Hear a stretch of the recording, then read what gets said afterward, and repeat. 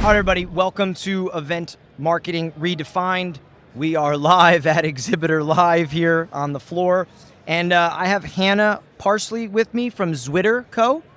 You are a event marketer, super cool. And thanks for coming on.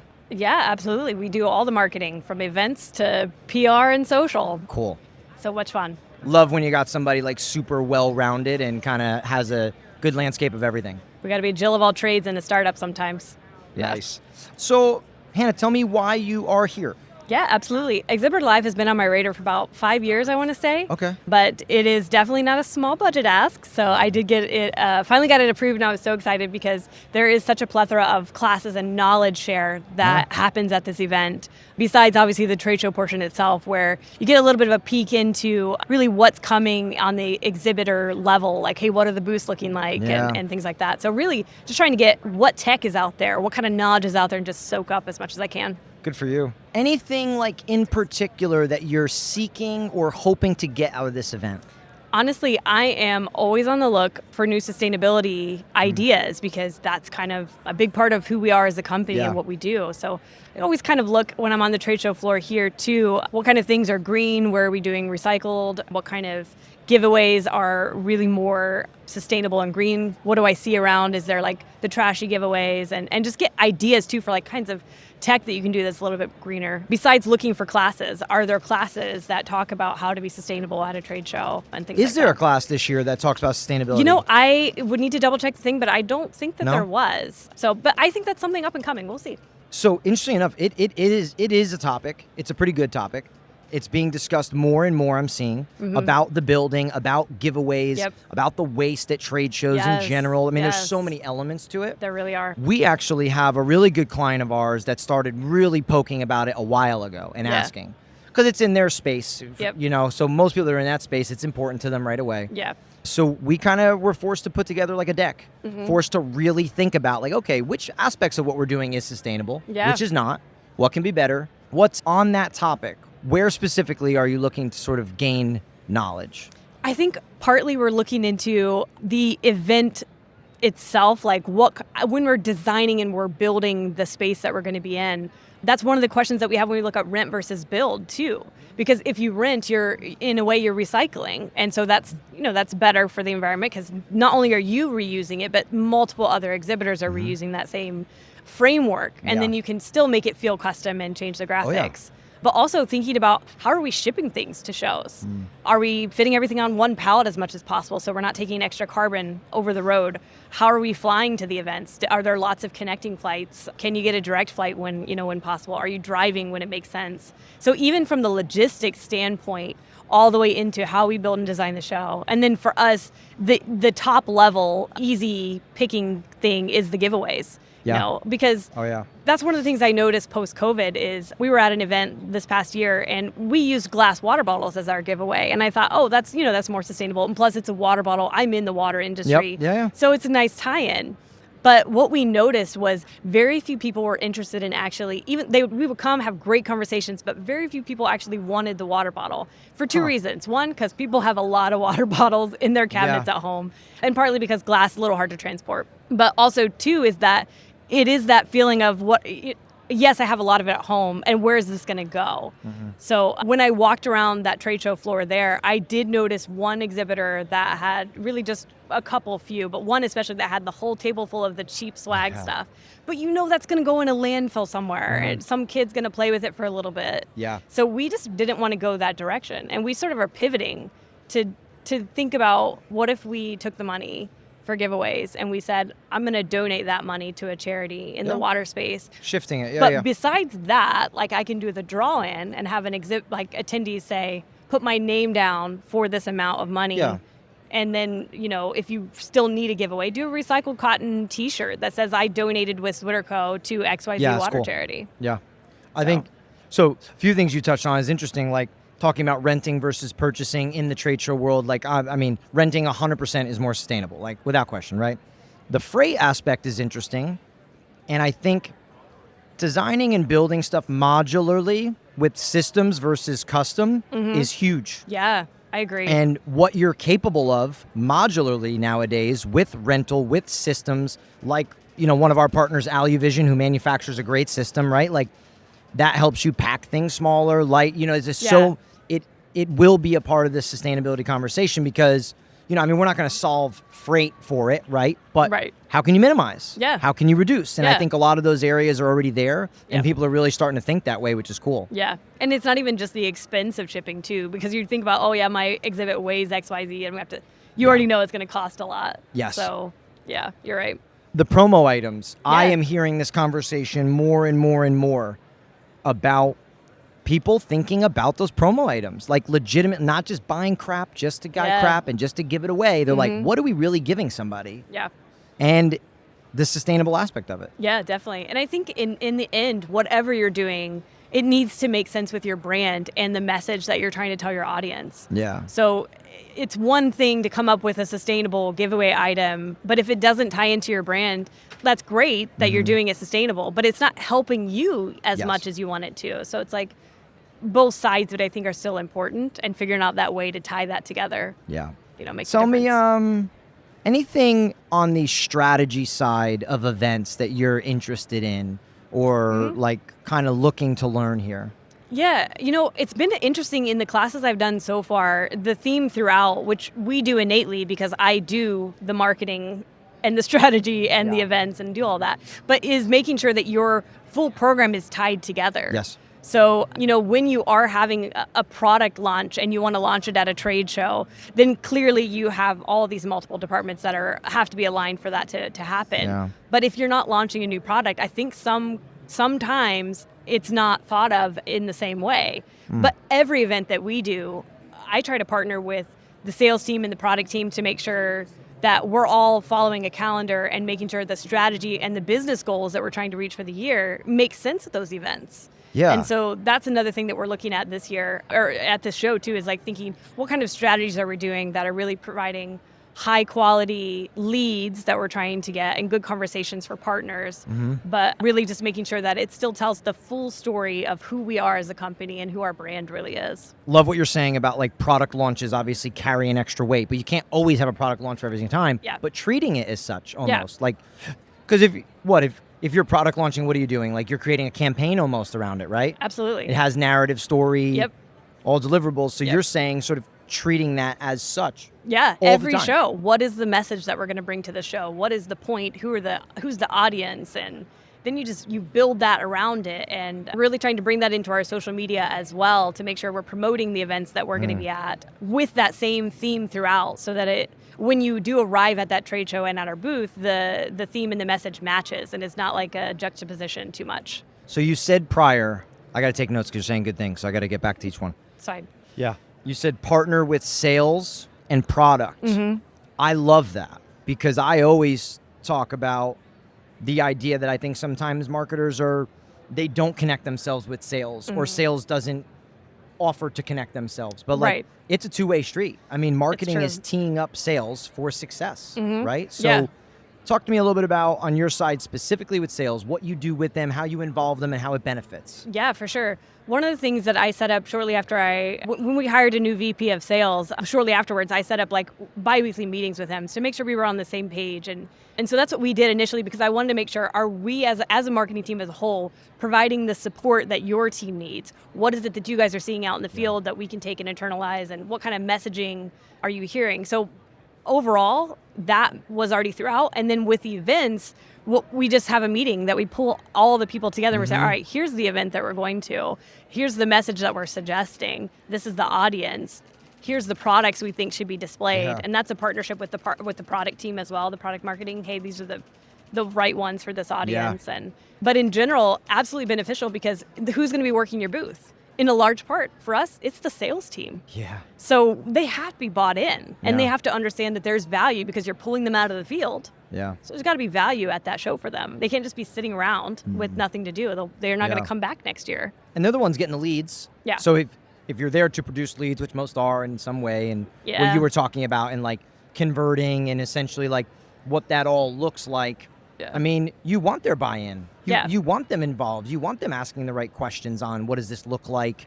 who's the customer, what's their need, what's the problem that we're solving right now. What kind of discussions are you having, with your team, and like gaining that insight from sales so you can come together to basically market and sell at the same time? Yeah, absolutely. And we're sort of getting away from leads as a qualifying method for ROI for the show, because it is oftentimes a fight between sales and marketing of who started that lead. Yeah. So when you want to attribute it to that trade show and they're like, well, I already had a conversation with them before, but then you're like, but they might have seen my advertisement about that trade show before they talked to you. So with that being the way it is, we look at it more like, depending on the show, we might want to get a new partner that helps us out there. We might want to look at how the event went in terms of traffic to it and brand awareness. So we sort of switch away from the leads to, we still, obviously that's still important, but we just don't use that as our pogo stick of like, I think that's great. Yeah. So tell me about, you said attribution, right? So talking about attribution and sort of like, there's a lot of discussion, I think, in the marketing world right now about like this very exact specific attribution is kind of getting to the point where like not everything needs to be tracked so perfectly. A lot of stuff swirls in the machine together. Yeah. You know what I mean? And like creates the kind of output and conversions and stuff. What are you guys doing from an attribution standpoint through trade shows and events? What are you doing? I think that one of the things that I at least am pushing for is to have less of a separation between, you think of sales and you think of marketing as completely separate departments. And really, it's something that we're looking at when we're looking at ABM is It's a partnership of sales and marketing. So they have to work together. And in order for, I know that if you look at a company like 6 Sense who does revenue AI, the ABM style, it's that same thought process of a revenue team, which is really sales and marketing together. And that's kind of how I'm trying to view it, so that it's more holistic. And that way it's not your lead and my lead or my sales brochure or whatever it is that I had advertised, my white paper, my whatever is the one that started it. It's more like, hey, we're in this together. We're reaching towards the same goal of XYZ revenue. And we're just trying to do it together. Yeah. So that's how we look at it. Do you find that from events and trade shows that for you, they are driving more top funnel, middle funnel, bottom funnel? What are they doing for you? You know, it's interesting because it sort of depends on the show and who's going to be there. In fact, at a trade show we were at in this past fall, we were exhibiting 2 aisles away from another company that we didn't really know who they were or anything. They came over to us in the show and they saw our display and our differentiating thing. We had some stuff going on that was cool. They came by and they stopped by the booth, and out of that, it was a new potential partner. So that jumped so fast from awareness to directly, hey, let's talk pilot, let's talk purchase. But we don't see that a ton. I would say most of our trade show events, there is a mix. There's a lot of top of funnel because you're just generating your awareness and you're just getting your name out there, especially for a startup. But we have a really awesome press team that we were working with. And so a lot of people in our industry know who we are because of that. We've gotten a lot of really good coverage. Your press team? Yeah, we have a press team that we outsource. They're amazing. They work with us like they're part of our team. Yeah, so I like that. We love them. But besides that, obviously there is, in the industry, our industry especially, is very niche. So everybody knows everybody. So the sales team, they come and they already know some of the people they're going to meet who are at different layers of the funnel already. So sometimes the trade show just helps push them further along. Yeah. So. I think that's interesting. Like a lot of times we've having discussions, most people just presume that trade shows and event stuff is all top of the funnel. It's not. And then what about customers for you? Do you have touch points with actual customers? And we do. What does that look like? Our model, or our approach, I guess, is even though we sell a component that gets used in a system and we don't sell that system, some customers or end users could buy from us directly. Yeah. But even if they're not buying from us directly, our approach is we want to be in touch with that end user, and we want them to know our name. Yeah. So it's that sort of approach of, yes, you might not be buying directly from ZwitterCo. You might buy from one of our awesome partners because they're going to sell the whole system. But you're going to know that it's a ZwitterCo membrane that's going to go in there, and that's the key to making that system work. Yeah. So tell me about like the press team involvement and then like promotion, pre-show marketing, event, like all that. Yeah, for sure. So our press team that we use is an external agency that we use for our press as a whole. but that they're not focused on like our trade shows. But even so, what they do, because it is press and it is generating awareness, and because we're in a large part exhibiting at industry events, that still helps the overall brand awareness side of it. And they're so incredible. We would never have been able to do what we've been able to do in the press side without them, because it was just me and one other person on the team. And to do press right, you got to have relationships with journalists, and it takes a long time. And so they're amazing. Pre-show marketing is something that I need to clone myself, because we need more people to do it well. And I feel like we really need to do better at that. We do some. We will do email typically, but we don't do that full integration that I can visualize, like where the sales team is like, oh yeah, I know XYZ person is going to come to the show, and we're like, hey, why don't you call them and you know, set up a meeting? And so we don't have as much alignment there with sales as I really think would be beneficial. Yeah. But we just need to focus, and we just haven't focused as much on that yet. What kind of changes you see in the next 5 to 10 years in events, trade shows, anything in particular that you're seeing? I do think that the what we mentioned earlier about giveaways, I do see that as a trend continuing, where there's going to be less landfill type giveaways and more really thoughtful things and experiences. I think people are all about experiences nowadays. So I also think immersive experiences in the booth will also be like something that changes. You have to know your audience. Not everybody's going to want to look silly or put on a headset or whatever, but there are so many shows where you can have a ton of fun, and I think that there'll be more of gamification. And I've just a few booths down, there's that 3D box where you can have somebody like in the box, but virtually. I think you could do speeches and things like that. And at the moment, it's new, it's fresh, right? So like you'll get more draw because of that. What kind of struggles or issues do you have as an event marketer? What's stuff that, you're struggling with? I think you can always go back to resources. On most teams anyway, especially a small team like mine, you never have enough people to get all the stuff done, and there's so much to do. And so sometimes you just do like a light pass at the event, and it's not like as totally awesome and focused as it could have been if you could have dedicated more time and resources to it. So I definitely would go back to that. And then I think a lot of times the thing that's missing is there isn't a lot of training for events marketers and things like that in company. You're right. So you just kind of get it tossed to you a lot of times. I think that's what's interesting about the CTSM program. Like, I don't think enough people know about it. It's true. More people need to know about it. It's absolutely amazing that they just don't even know it exists. And to get the companies to buy into the value of it. Because it's not just like a thing that you just do and like, I have to put all this money towards the training and sending them places. But it's like the ideas that can get sparked from not just the sessions, but the questions that you get from your classmates and your peers, and sessions like this where you can do a quick flash session, let me learn something new, or let's see what they're talking about at this booth. I think it's invaluable, but it can be hard to convince people. I agree with you. It's invaluable. This is a question I've not asked yet. I'm curious to start asking it though. Do you think there's a difference between an event planner and an event marketer? I would say it probably depends on the size of the company, but I could see that could potentially be different, and it depends on how you look at it. Because if you think of an event planner from the standpoint of they're the person that does the grunt work of planning all the schedules of exactly what's going to happen at the event, but you could also look at a planner from a bigger standpoint of what is the strategy for the events as a whole. So I do think that it really probably depends on the size of the company and what you can do. And you might just have one person that has to do both. But you do have to have, if you're going to have event marketing, you should have event marketing. And if you're having that completely separate from the company's corporate marketing, I do think you have to have some sort of connection point to make that messaging flow across the whole program and make it feel like it's all together.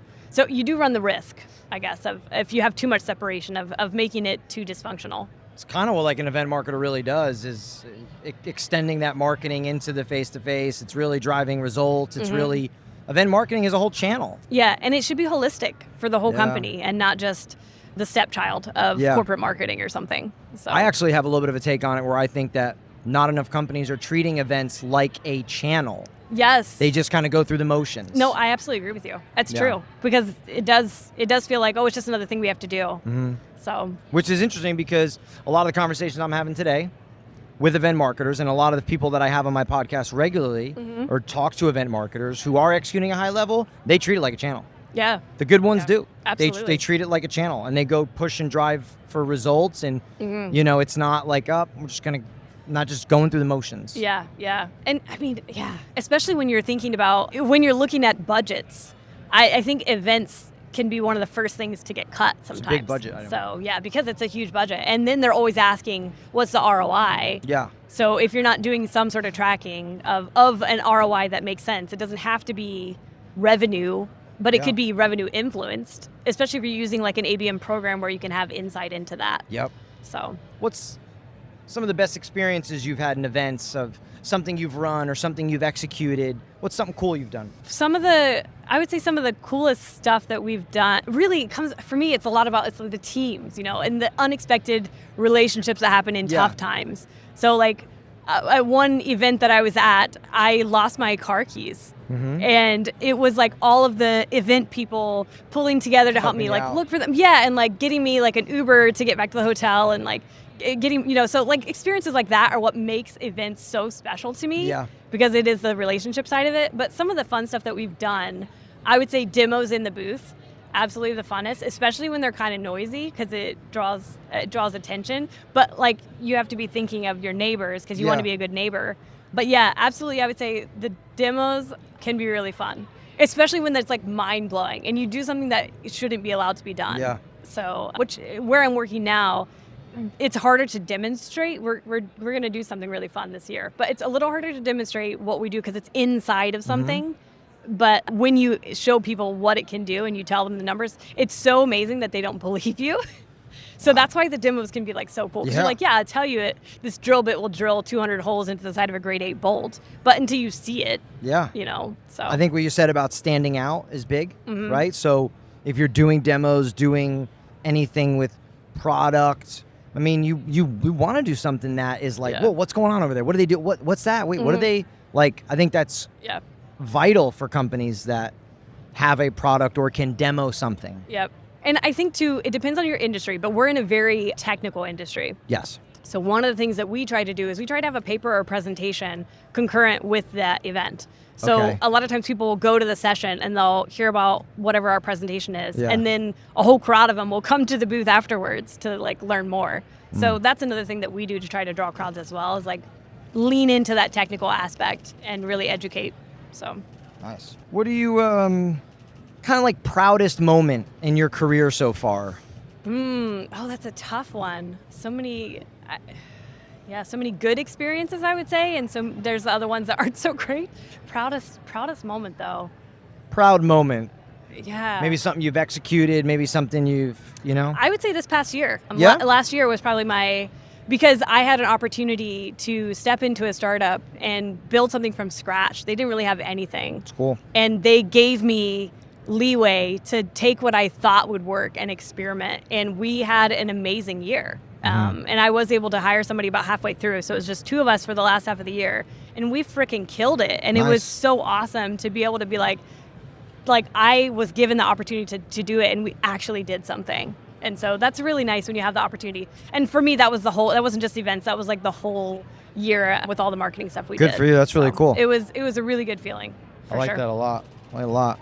When we were talking about like attribution, like I think that it's such a big piece of the conversation we've been having here is essentially like every event marketer I'm talking to is like, we're worried about tracking. Yeah. We're worried about, what did Bianca say? She said something really good. She's like tracking like intangibles, like not like exact ROI or return, but these intangibles like a brand awareness or like different things like that. Yeah, definitely.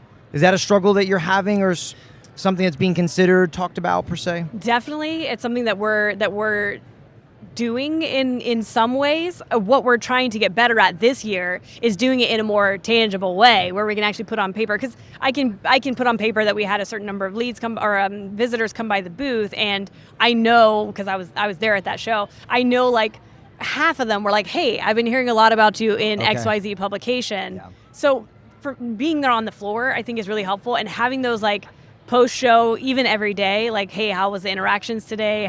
Did the demo work or didn't it? And doing those kind of tracking things more than just the numbers game. So Yeah. absolutely we're doing it, but I think we want to do a better job of it this year. Nice. So- And it's kind of like driving business objectives too, right? Like Yeah. it's not just going to get a result. Like you're driving, what are the business objectives that they're looking to obtain, and then how are you trying to push them forward with event marketing? Yeah, absolutely. And that goes back to what we talked about earlier about being holistic with your program. So Yeah. Any advice to younger event marketers getting into this, thrown in the fire? What would you tell them? Dude, yeah, definitely. If you get it tossed to you like I did, like just have fun and go with it. They're like, hey, just do it. And like no training. I would say dive in, find a mentor, Yeah. somebody that has Oh, done I like it. that. Find a mentor. That's a good one, And yeah. just like attach yourself to them and just like be a sponge and soak it all up and just experience as much as you can't have experience without having experiences. So Yeah. you got to put yourself in those positions to be able to do it, whether that's a training, whether that is a networking event, or whether that is convincing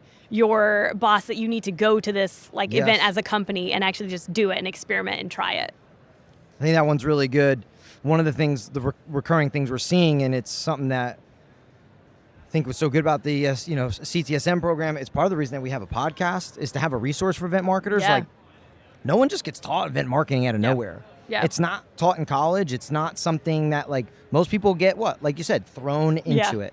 You know? Definitely. How did you figure it out? What was your journey like when you were trying to figure it out? Yeah, we did not have cool podcasts back then. So I didn't have that experience, unfortunately, of being able to find a resource. But I did a lot of reading on whatever I could find on the internet. And then I just experimented. And I did a lot of like Google image, cool trade show booths to get ideas. And then I would look up blogs on like checklists for trade shows to make sure I didn't forget anything or new ideas I hadn't thought of. So, yeah. So just digging, trying to find anything you can. Anything. So I wanted it to be really cool. Like, because we were doing totally boring shows before. And I was like, if I'm going to do this, I want to have fun with it. Yeah. So then I just started looking at best practices and figuring it out.